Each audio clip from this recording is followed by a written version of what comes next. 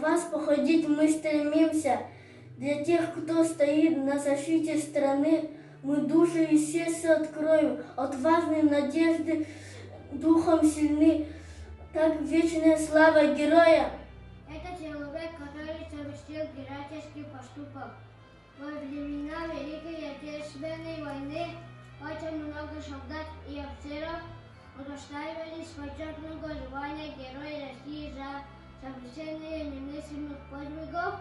Также после окончания войны погибшие герои были награждены, посмертно были награждены медалью. Могучая Россия на все времена, и в прежде годы, и ныне героями отчизна сильна. Отечество славится ими, сегодня героев поздравить хотим, вас много, мы гордимся. В этот памятный день мы опять помолчим, вспомним тех, кто Россию прославил и оставил прекрасную память. Кто защищал Отечество бесстрашно? Кто был силен отвагой? Он веровал в победу, открыл тем этот день. Герой посвящен.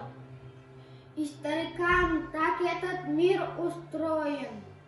Растут на смену новые герои. И так сказать, здесь нужно непременно, пусть достойной будет эта смена. Праздник храбрых и отважных героев знает каждый.